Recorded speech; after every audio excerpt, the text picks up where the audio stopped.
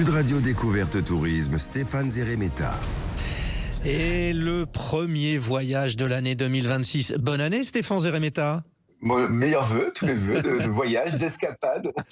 Bon, avec des rillettes, avec des voitures de sport, parce que vous nous emmenez dans la Sarthe. Pas loin du Mans. Nous commençons, pas très loin de Paris, 1 heure de voiture et c'est le grand bol d'air frais. Il fait frais, c'est vrai, mais là, on va en profiter. La Sarthe, c'est vraiment le département le plus boisé de France.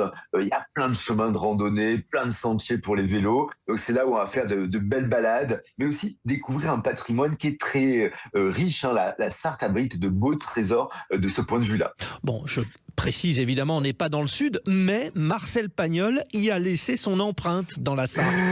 Absolument, c'est que quand on pense à Marcel Pagnol, on pense à la Provence, à l'accent qui chante.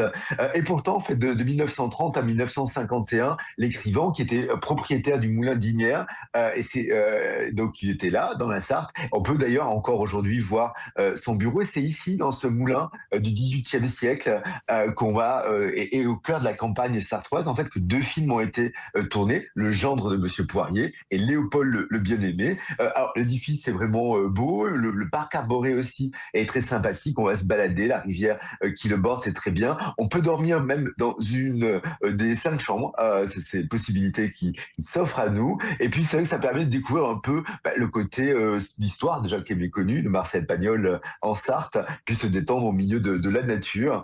Et c'est vrai qu'il y a c'est assez mignon, il y a plein de martins pêcheurs sur la rivière, c'est assez nature, quoi.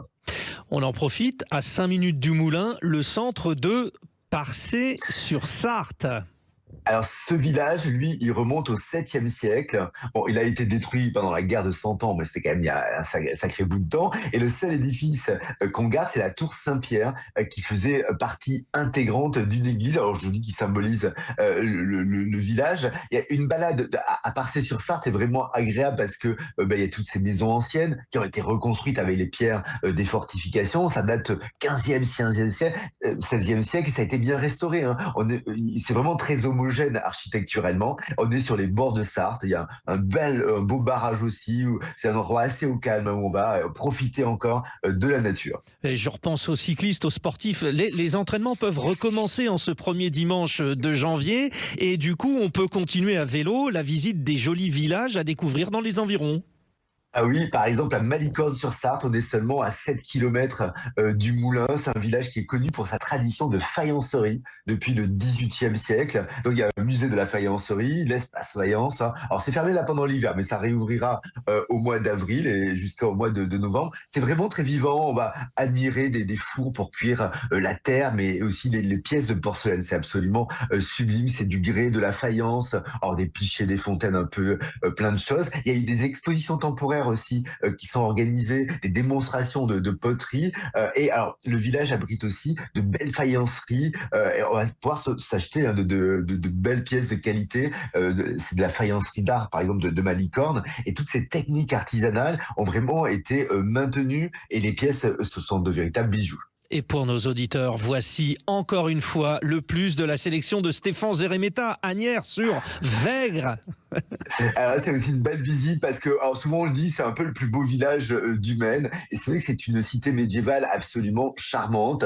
Il y a un vieux pont sur la rivière Vègre et c'est le monument phare du village, le manoir de la cour qui est médiéval, construit au XIIIe siècle. Aujourd'hui c'est un espace d'exposition, l'histoire du manoir est évoquée donc on est vraiment dans l'époque des chevaliers. Et aussi la petite église du village, les murs sont recouvertes de peintures médiévales qui datent du XIIe au XVIe siècle.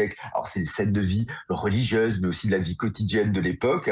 Et puis à une dizaine de minutes de ce village, il y a un autre monument important de la Sarthe, l'abbaye de Solesme. Et c'est une abbaye du XIe, XVIe siècle. Alors ça s'inspire un peu, on va dire, du Mont Saint-Michel. C'est une abbaye qui est encore en activité, donc elle se visite pas, mais c'est vrai que ça mérite qu'on y passe pour l'architecture. Bon Stéphane, je vous ai tanné avec le sport tout au long de votre rendez-vous Sarthe. Allez, on y va, les 24 heures du Mans, le circuit il est loin ? Ah oui, non, il n'est pas très loin. On est quoi? On est à 35 minutes de voiture. Et c'est vrai que ça nous permet de terminer un peu ce week-end dans la Sarthe. Alors, c'est depuis 1923 qu'on a ce circuit de 13,6 km. Bon, qu'on a vu passer des voitures de course. Alors, l'événement, alors lui-même, lui-même, le fameux 24 heures, il est en juin. Toute la ville est évidemment en fête. Mais en fait, tout le long de l'année, vous pouvez y aller. Et il y a un musée des 24 heures du Mans qui se visite. C'est tout de même 4000 mètres carrés qui retrace toute l'histoire de la course, de l'automobile en général. Alors, il va falloir attendre un tout petit peu parce qu'on a des travaux sur ce musée. Il y a un musée éphémère avec une exposition, les champions du monde de Formule 1 qui ont été mis sur place. C'est vraiment très très sympa. Et ça permet de voir aussi des voitures emblématiques qui ont remporté plusieurs titres sur le circuit. En tout cas, voilà. Moi, j'ai déjà ajouté pour les beaux jours, pour le printemps, la Sarthe dans mon agenda. Et bien sûr, vous reprenez un petit peu de rillettes. Toujours avec plaisir. Bonne journée, bon dimanche, Stéphane Zeremeta. À bientôt.